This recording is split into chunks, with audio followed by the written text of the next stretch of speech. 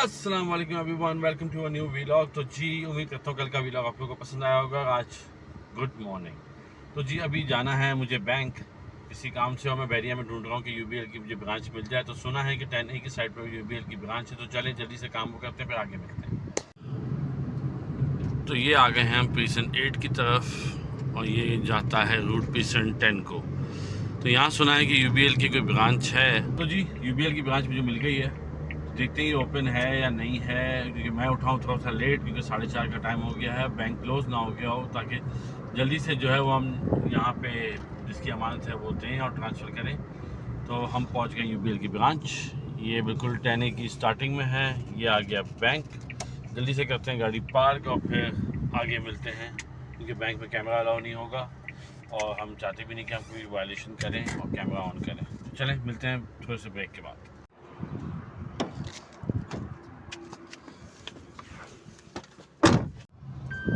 तो फाइनली जी बैंक का काम हो गया, और बैंक में जो मुझे पता करना था वो मैंने पता भी कर लिया कि यहाँ पे अकाउंट ट्रांसफ़र हो सकता है या नहीं, क्योंकि बैरिया से सीपीयू जाना बैंक के कार्ड लेने, कभी कुछ और लेने, तो वो बहुत मुश्किल हो जाता है। तो सोचा कि बैंक को यहीं पे ट्रांसफ़र करते हैं अकाउंट, तो बेहतर रहेगा। तो अब हम जा रहे हैं डस्कन टावर, जैसे आप देख सकते हैं ये बैरिया 10A की रोड है, अली स्क्वायर, और इसके राइट हैंड साइड पे जो है वो डस्कन टावर्स हैं। तो अब हम जा रहे हैं यहाँ से डस्कन टावर, क्योंकि हमें लेनी है किचन की लाइट, क्योंकि हमारी किचन की लाइट जो है वो उड़ गई थी।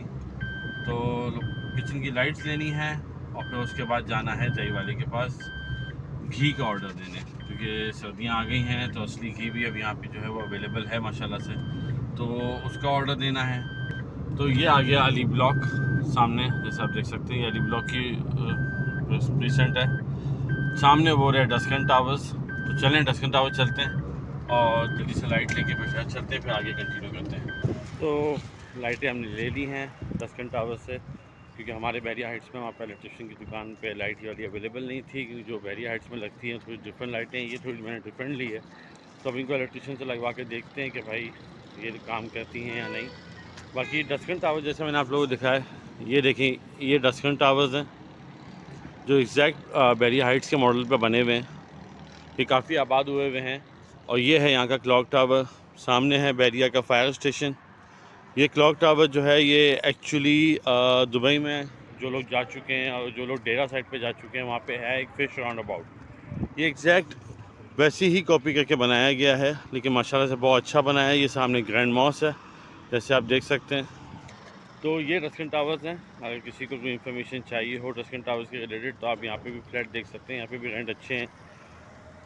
बाकी बैरिया हाइट्स इनसे थोड़ा ज़्यादा बेहतर है मेरे पर्सनल रेफरेंस से, कि बैरिया हाइट्स जो है वो थोड़ा ज़्यादा मेंटेन्ड है, क्योंकि बैरिया का वो अपना है सारा।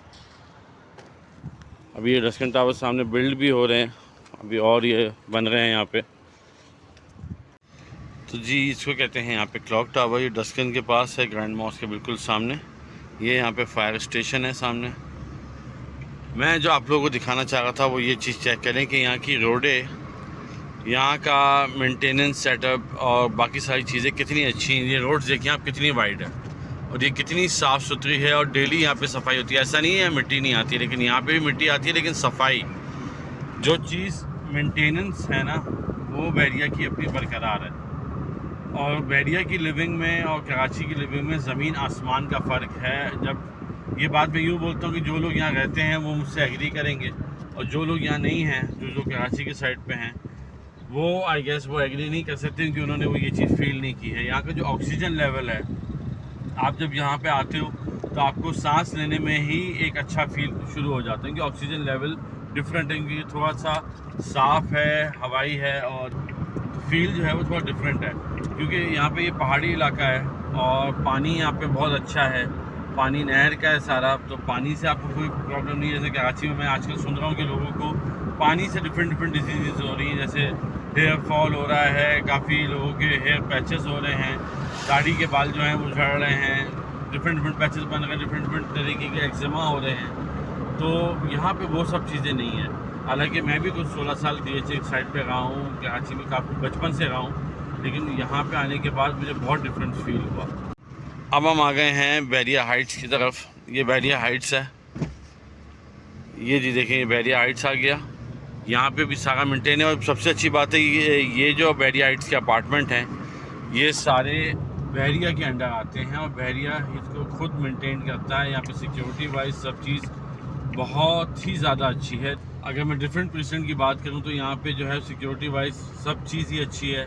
यहाँ पे जितने भी टावर्स हैं, अभी तकरीबन 4 टावर्स जो हैं वो ऑन हैं और तकरीबन काफ़ी अच्छी लिविंग यहाँ पे हो गई है, लोग काफ़ी आ गए हैं, तो यहाँ पे आपको सब अवेलेबल हो जाता है। जैसे ये सामने मेरे टावर जी है, यहाँ पे भी हम जा रहे हैं, तो यहाँ पे डेयरी वाला है और उसका दूध लिटरली भाई बहुत अच्छा है और ओरिजिनल चीज़ें सारी देता है, मिलावट कोई नहीं है।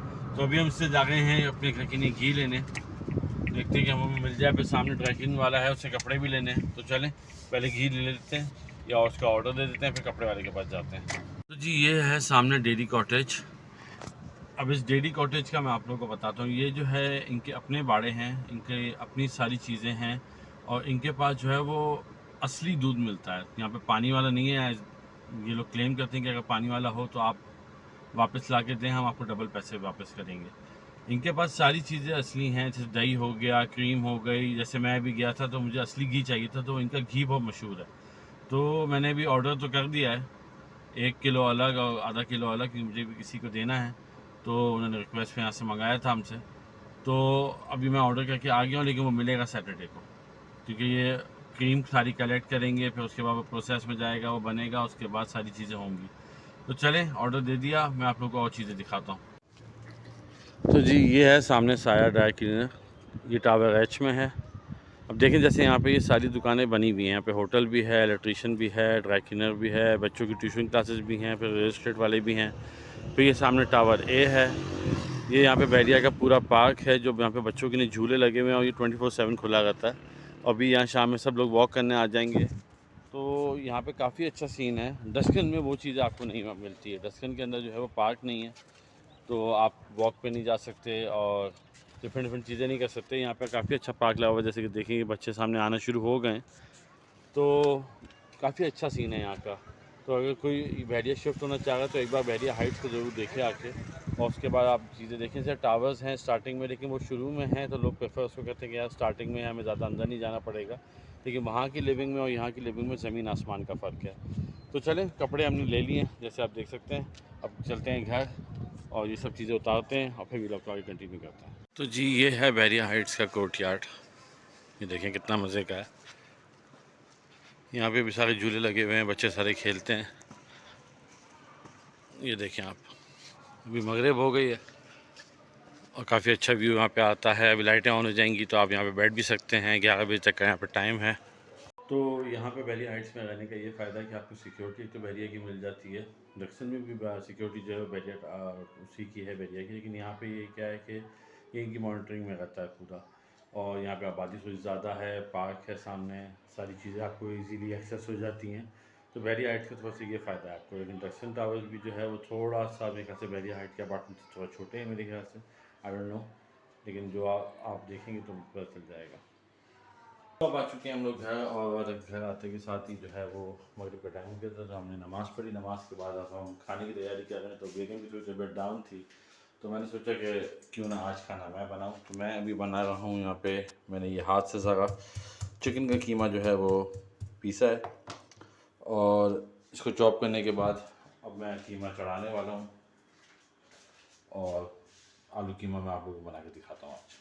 तो हमने जो लाइट ली है वो एक्चुअली ये वाली लाइट हमारी ख़राब हो गई है। मैं लाया हूँ दूसरी वाली जो नॉर्मल नेट डिज़ाइन के अंदर है, तो अभी वो लगवा के देखूँगा कि वो कैसी लग रही है। यहाँ पे हमने यहाँ पे येलो थी, तो येलो थोड़ी सी गर्म लग रही थी, तो मैंने सोचा कि यहाँ पे वाइट लाइट लगवा लेते हैं।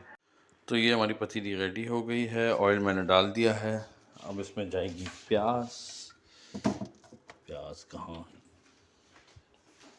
तो ये आ गई जी फ्राइड अनियन।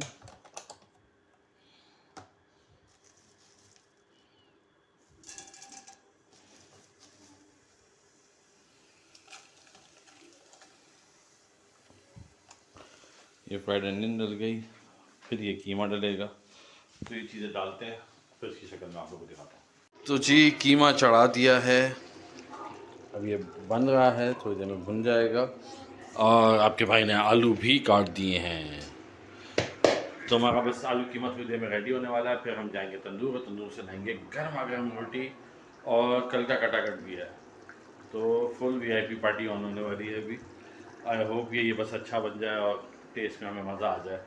चले जैसे ही बनता है फिर मैं आप लोगों को दिखाता हूँ, फिर चलते हैं रोटी लेने। ये हमारा कीमा हो गया है ऑलमोस्ट रेडी, बस इसको अब दम लगना बाकी है, थोड़ी देर ये बनेगा। अब चलते हैं जल्दी से लेके आते हैं रोटी, ताकि गर्म गर्म कीमा हम खा सकें, और कढ़ाई कटाकट भी हमारा रखा हुआ है तो वो भी हमें खाना है। तो चलें जल्दी से रोटी लेके आते हैं, आप लोग रोटी की साइड दिखाता हूँ और फिर वीलॉग करते हैं एंड। तो खाना हमारा रेडी हो गया है, और ये आलू कीमे की आप शक्ल देखें, माशाल्लाह भाई। ये आलू कीमा आ गया, ये आ गया हमारा कटाकट, ये पराठे, रोटी वहाँ पे है। तो चलें खाना एंजॉय करते हैं, सुकून से बैठ के खाते हैं, और मिलते हैं आप लोगों के साथ कल अगले वीलॉग के अंदर। उम्मीद करता हूँ आपको आज का वीलॉग पसंद आया होगा। काइंडली लाइक शेयर और सब्सक्राइब ज़रूर करिएगा, और चैनल को सब्सक्राइब प्लीज़ ज़रूर करें, ताकि हमें सपोर्ट मिलती रहे और आगे मेरा चैनल बढ़ता रहे। Thank you so much. अल्लाह हाफ़िज़।